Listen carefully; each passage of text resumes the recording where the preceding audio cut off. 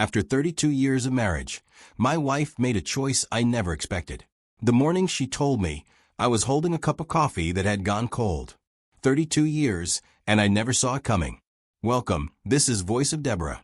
If you're here because life has surprised you in ways you weren't prepared for, subscribe and stay with me. Sometimes the hardest stories are the ones that need to be heard. My name is David. I'm 63 now, and I've spent most of my adult life believing I understood the woman I married. Her name is Helen. We met in 1985, both of us 24, both working at the same insurance firm in downtown Minneapolis. She wore her hair short back then, practical, no fuss. I liked that about her. She didn't need attention. She just moved through the world with a quiet competence that made me feel steady. We married in 1987. Small ceremony, her parents, mine, a handful of friends. We honeymooned in Door County, Wisconsin. Nothing fancy. We rented a cabin, walked along the lake, talked about the future. She wanted 3 children. I wanted 2. We compromised and said we'd see what happened. What happened was nothing. Not for lack of trying. We tried for 5 years. Then we saw doctors. Then more doctors. The problem, they said, was on my side. Low motility. Poor morphology. Words that felt clinical and distant until they became the reason our house stayed quiet. Helen took it harder than I did, I think. She'd hold her sister's baby at family gatherings, and her face would go somewhere else, somewhere I couldn't reach. In 1995, we talked about adoption, filled out paperwork, attended interviews. Then one night, lying in bed, she said, "I don't think I can do this." "Do what?" I asked. "Pretend it doesn't matter whose child it is." I didn't know what to say to that, so I said nothing. We stopped the process. We didn't talk about children again. We just kept going. Work, dinner, television, weekends at the hardware store. We became the couple who showed up to everything, smiled at everyone, and went home to a house with 3 bedrooms and only 2 people in it. The years stacked up. I made manager at the firm. Helen moved to a different company, better pay. We bought a bigger house in 2001, which felt absurd, but the market was good and her father had passed, left her some money. We took vacations. Sanibel Island, the Grand Canyon, Quebec City. We took pictures. We looked happy in them. Maybe we were. I don't know anymore. In 2008, her mother got sick. Pancreatic cancer. Helen spent 6 months driving back and forth to Duluth, staying with her, managing hospice, handling everything. I went up on weekends when I could, but Helen was the one who carried it. When her mother died, Helen was 51. She cried at the funeral, but only a little. She was always good at holding things in. After that, something shifted. Not dramatically. Not in a way I could point to and say, this is when it changed. But she started going to book club more often. Started spending Saturdays volunteering at the community center. She seemed lighter, in a way. I thought maybe she was finally letting go of some old grief. I was glad for her. Then, in 2017, she told me she'd started seeing a therapist. "That's good," I said. "I think that's good." "I should have done it years ago," she said. I asked if it was helping. She said yes. I didn't ask what she was working on. I assumed it was her mother. The infertility. The weight of things we'd never unpacked. I thought therapy was like going to the dentist. You go, you get cleaned up, you feel better. 2 years went by. We were 61 and 62. Retirement was on the horizon. We talked about selling the house, buying something smaller, maybe near one of the lakes. She seemed calm. I felt calm. We were doing fine, I thought. Then came August of 2019. We were sitting on the back deck after dinner. It was warm, the kind of evening where the crickets are loud and the light lasts longer than it should. Helen had poured herself a glass of wine. She didn't usually drink much. I was reading a book about the Civil War, something I'd picked up at a used bookstore. She said, "David, I need to tell you something." I looked up. Her face was serious, but not frightened. Just resolved. "Okay," I said.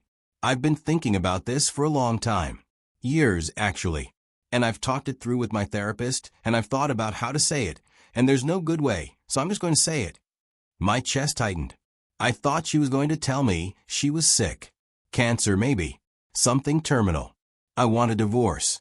I stared at her. The word didn't make sense in the context of our life. Divorce was for people who fought, people who cheated, people who hated each other. We didn't do any of that. Why? I finally said. She looked down at her wine glass, turned it slowly in her hands. Because I don't want to spend the rest of my life pretending I'm content when I'm not. Pretending. I said, Helen, we've been married 32 years. We're happy. You're happy, she said quietly. I'm just here. I felt something crack open inside me, something I didn't know was fragile. What does that mean? She took a long breath. It means I've spent 3 decades being the wife you needed, being pleasant, being accommodating, going along with things because it was easier than making waves. And I'm tired, David. I'm so tired. I never asked you to. I know you didn't, she interrupted. That's the worst part. You've been kind. You've been steady. You've never raised your voice, never been cruel. And I think that's why I stayed so long. Because there was no reason to leave. No big betrayal. No dramatic failure. Just this quiet, endless compromise. And I don't want to die having only lived half a life. I didn't know what to say. My mind was scrambling for something, some argument, some proof that she was wrong. But she wasn't wrong. She was just telling me something I'd never let myself see. Is there someone else? I asked. No, she said. This isn't about another man. It's about me. We sat there in silence for a long time. The crickets kept going. The sun kept setting. Everything kept moving except the two of us. What do you want me to say? I asked. I don't want you to say anything, she said. I just wanted you to know. We didn't separate right away. Helen said she wanted to wait until after the holidays, didn't want to upset her sister's family, didn't want to make a scene. So we kept going. Thanksgiving. Christmas. We smiled for photos. We bought each other gifts. I gave her a scarf. She gave me a biography of Ulysses Grant. We were polite. We were careful. We were strangers. In January of 2020, she moved into the guest bedroom. In March, the world shut down. COVID-19. Everything stopped. Helen and I were stuck in the same house, barely speaking, moving around each other like ghosts. She worked from home in the spare room. I worked from the kitchen table. We watched the news in separate rooms. We ate dinner at different times. I lost weight. Couldn't sleep. Started taking walks around the neighborhood at odd hours, 3 in the morning sometimes, just to get out of the house.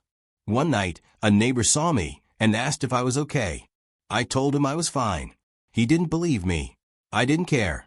By the time the world started opening up again in 2021, Helen had already contacted a lawyer. We filed in June. The process was clean. No fighting over money. No drama. We split everything down the middle. The house went on the market in August. It sold in 3 days. I moved into a 1-bedroom apartment near Minnehaha Falls. Helen bought a condo in St. Paul, closer to her sister. We signed the papers in October, 34 years after we'd met, 32 years after we'd married. The day the divorce was finalized, I went to a bar, ordered a whiskey, sat there for 2 hours. Didn't talk to anyone, just sat. The first year after was the hardest. I'd wake up and forget for just a second that I was alone. Then I'd remember. The weight of it would settle in my chest and stay there all day. I kept working, kept showing up, kept functioning. But I felt like I was underwater. Helen and I didn't speak for months. Then, one day, she sent me a text. Just checking in. Hope you're doing okay. I didn't respond right away. I didn't know if I was okay. But eventually, I wrote back. I'm managing. You? She said she was good. She'd joined a hiking group. Started painting. She sounded lighter, even over text. I was happy for her. I was also angry. Not at her, exactly. Just angry at the whole shape of it. That she got to start over, and I was left holding the pieces of something I didn't know was broken. But anger doesn't last forever. It fades. It turns into something softer. Something closer to acceptance. I'm 63 now. It's been almost 5 years since the divorce. I've started seeing someone. Her name is Carol. She's a widow, lost her husband 7 years ago. We met at a community gardening project. She's kind. She laughs easily. She doesn't expect me to be anything other than what I am. I don't know if it'll turn into something serious. I'm not sure I need it to. I just know that I'm not as lonely as I was. I still think about Helen, sometimes. Not with bitterness. Just with a kind of quiet sadness. We spent 32 years together, and neither of us was brave enough to say out loud what wasn't working. We were too polite, too accommodating, too afraid of making waves. Maybe if we'd fought more, we would have stayed together. Maybe if I'd really asked her what she needed, things would have been different. But I didn't. And she didn't. And so we drifted until there was nothing left to hold on to. I don't regret the years we had. We weren't miserable. We weren't cruel. We were just two people who stayed longer than we should have, because leaving felt harder than staying. But I've learned something in these last few years. Marriage isn't just about endurance. It's not just about being kind or steady or showing up. It's about being honest. About saying the hard things before they calcify into silence. About being brave enough to ask for what you need, even if it means risking what you have. I didn't know that when I was 24. I didn't know it at 40 or 50 or even 60. But I know it now. And maybe that's enough. If this story touched something in you, if you've lived through something similar, or if you're just trying to make sense of your own quiet struggles, leave a comment, share your story, and subscribe to Voice of Deborah. Because sometimes the hardest truths are the ones we carry alone until someone else says them out loud.